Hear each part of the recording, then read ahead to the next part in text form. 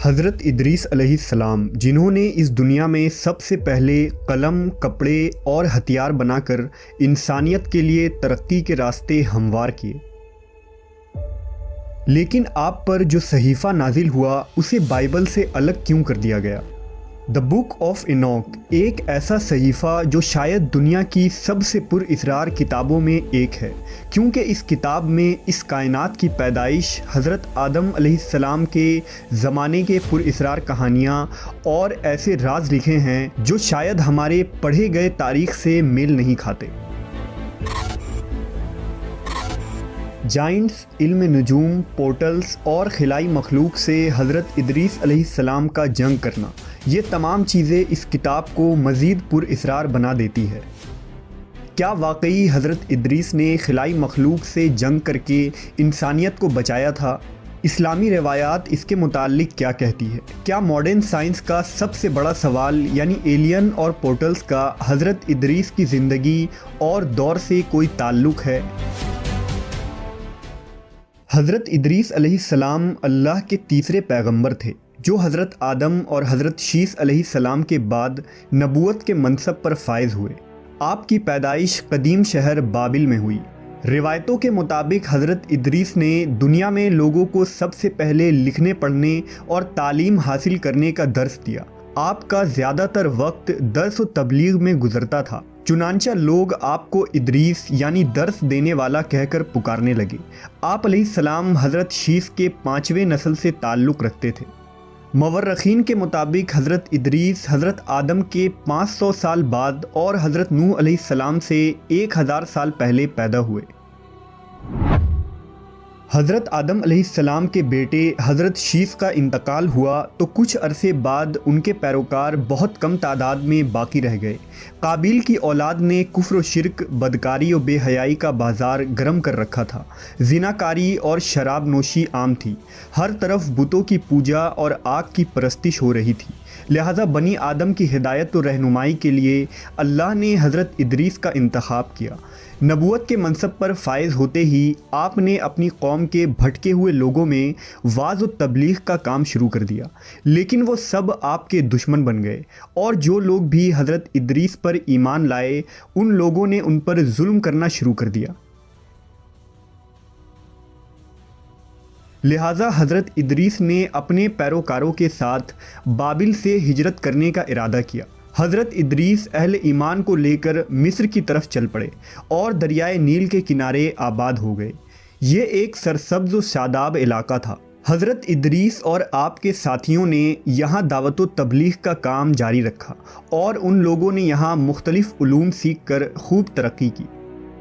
اللہ نے قرآن مجید میں حضرت ادریس کا ذکر یوں فرمایا ہے، اور اس کتاب میں ادریس کا بھی ذکر کیجیے، بے شک وہ بڑے سچے نبی تھے اور ہم نے ان کو بلند رتبے تک پہنچایا تھا۔ حضرت ادریس نے ہی سب سے پہلے قلم سے لکھنا اور کپڑا سینا ایجاد کیا۔ ان سے پہلے لوگ عموماً جانوروں کی کھال کو بطور لباس استعمال کیا کرتے تھے۔ حضرت ادریس وہ پہلے انسان تھے جنہیں علم نجوم اور علم الحساب یعنی ایسٹرولوجی اور میتھمیٹکس کا علم بطور معجزہ عطا کیا گیا تھا۔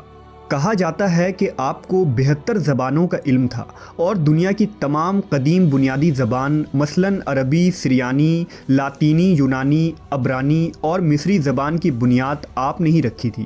حضرت ادریس پر 30 صحیفے نازل ہوئے جو اس وقت کے لوگوں کے لیے رہنمائی تھی۔ آپ نے ہی اسلحہ اور ہتھیار بنانے کے فن کو عام کیا۔ مورخین نے لکھا ہے کہ چونکہ بنی قابیل بار بار آپ کے علاقے پر حملے کیا کرتے تھے، لہذا آپ نے اسلحہ بنائے اور ان سے کئی بار خون ریز جنگ بھی لڑی۔ حضرت ادریس علیہ السلام نے 365 سال کی عمر پائی تھی۔ علماء و مفسرین اور بہت سے تابعین کا یہ قول ہے کہ حضرت ادریس علیہ السلام کو زندہ آسمان پر اٹھا لیا گیا تھا اور چوتھے آسمان پر آپ علیہ السلام کے روح کو قبض کی گئی، جہاں نبی صلی اللہ علیہ وسلم نے معراج کی رات آپ سے ملاقات کی تھی۔ مشہور مصنف جمال الدین القفلی نے لکھا کہ عراق و ایران کے سرحدی علاقوں میں آباد التیمہ نامی ایک قوم حضرت ادریس کی باقی بچے ماندہ قوم میں ہیں جو سائبین کی ایک شاخ ہیں۔ یہ لوگ خود کو ادریسی کہتے ہیں۔ یہ لوگ ستارے کو اپنے دینی رسومات کا ماخذ سمجھتے ہیں اور اپنی عیدیں اور قربانیاں ستاروں کے عروج اور رجوع کے وقت کے مطابق مقرر کرتے ہیں۔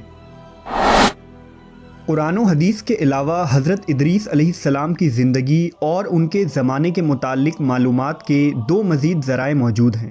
پہلا قدیم سومیری تختیاں اور دوسرا توریت کا گمشدہ صحیفہ یعنی دا بک آف اینوک۔ سن 1946 میں بحر مردار کے کنارے ایک غار میں 900 قدیم صحیفے دریافت ہوئے۔ یہ وہی صحیفہ ہے جو ہنوک یعنی حضرت ادریس پر نازل ہوا تھا۔ ان صحیفوں میں ایک بڑا صحیفہ توریت کے گمشدہ حصوں کا تھا جسے آج ہم دا بک آف اینوک کہتے ہیں۔ بک آف اینوک میں تاریخ انسانی کی ایک مختلف کہانی ملتی ہے جس میں حضرت نوح کے زمانے تک کے واقعات لکھے گئے ہیں۔ اس صحیفے میں ایک خاص قسم کے مخلوق کا ذکر ہے جسے دا واچرز کہا گیا ہے۔ انجیل میں انہیں دا فالن اینجلز کہا جاتا ہے۔ اس صحیفے کے مطابق حضرت ادریس علیہ السلام کے زمانے میں جیسے جیسے اس زمین پر انسانوں کی آبادی بڑھنے لگی تو زمین کی کچھ چیزیں آسمان کے فرشتوں کی نظر میں آنے لگی۔ ان فرشتوں کو بنی آدم کی خوبصورت عورتیں بہت پسند آئیں۔ وہ لمبی بالوں والی عورتوں کے فرشتہ تھے، لہذا سینکڑوں فرشتے آسمانی راستے سے زمین پر آ گئے۔ انہوں نے ان خوبصورت عورتوں سے زنا کیا اور شادیاں بھی کی۔ اس دوران ان فرشتوں نے انسانوں کو علم نجوم اور ستاروں کا علم سکھایا۔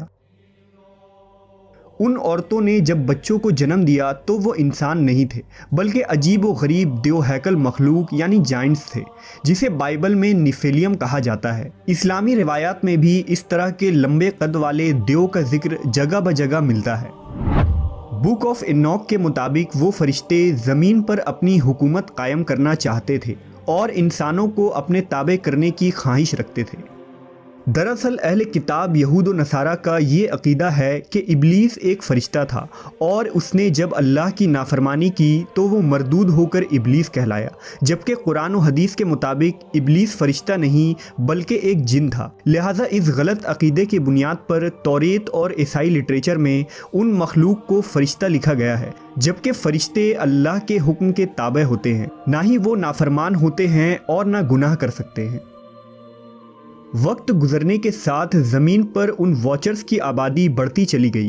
انہوں نے انسانوں اور جانوروں کو کھانا شروع کر دیا اور زمین میں خوب فساد ہوا۔ لہٰذا خدا نے زمین پر ایک فرشتہ بھیجا جس کا نام عزازیل تھا۔ اس نے انسانوں کو ہتھیار بنانا سکھایا۔ اس فرشتے نے انسانوں کو ستارے، سیارے اور کائنات کے متعلق علوم سکھائے، اور اسی نے اینوک یعنی حضرت ادریس علیہ السلام کو جنگ کرنے کے طریقے بھی سکھائے۔ جب ان واچرز کے جرائم حد سے زیادہ بڑھ گئے تو اللہ کی طرف سے ان پر عذاب نازل کرنے کا فیصلہ ہوا۔ لہٰذا وہ واچرز حضرت ادریس علیہ السلام کے پاس آئے اور انہوں نے اللہ سے اپنی سفارش کروائی، لیکن ان کی سفارش قبول نہیں کی گئی اور آسمان سے حضرت جبرائیل و میکائیل کی فوج نازل ہوئی۔ اس فوج نے ان کو زمین کے تہہ میں دفن کر دیا، جہاں وہ 70 نسل یا قیامت تک یوں ہی دفن رہیں گے۔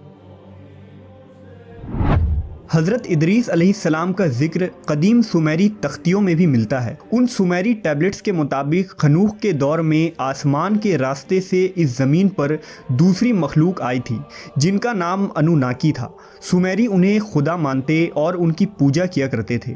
ماڈرن ریسرچر کے مطابق انوناکی دراصل ایلینز کی ایک نسل تھی جو اس زمین پر آئی تھی۔ ان انوناکی نے ہی انسانوں کو میٹل پروسیسنگ اور مائننگ کا کام سکھایا۔ اس کے علاوہ ایسٹرونومی، سائنس، میتھمیٹکس، کاسمیٹک کا استعمال اور ہتھیار بنانا بھی سکھایا، جس کی وجہ سے انسانی تہذیب پروان چڑھی۔ اسرائیلی روایات، صحیفہ اینوک اور سومیرین ٹیبلٹس کے ساتھ اگر اسلامی روایات کو جوڑا جائے تو حضرت ادریس علیہ السلام کے دور کا ایک ایسا خاکہ بنتا ہے جس سے دوسرے سیارے پر خلائی مخلوقات کی موجودگی اور پورٹلز کی موجودگی ثابت ہوتی ہے۔ عین ممکن ہے کہ وہ فالن اینجلز، واچرز یا انوناکی کوئی خلائی مخلوق ہوں جو دوسرے پلانٹ سے ہمارے زمین پر حملہ آور ہوئے ہوں اور جن سے حضرت ادریس علیہ السلام نے جنگ کیا اور انسانی تہذیب کو بچایا۔ کیا جدید سائنس جس پورٹلز اور ایلین کی تھیوریز پیش کرتی ہیں، یہ تمام چیزیں حضرت ادریس کے دور کی ٹیکنالوجی تھی؟ قرآن و حدیث کی جدید سائنسی تعبیر کیا نئے رازوں سے پردہ فاش کرنے والی ہے؟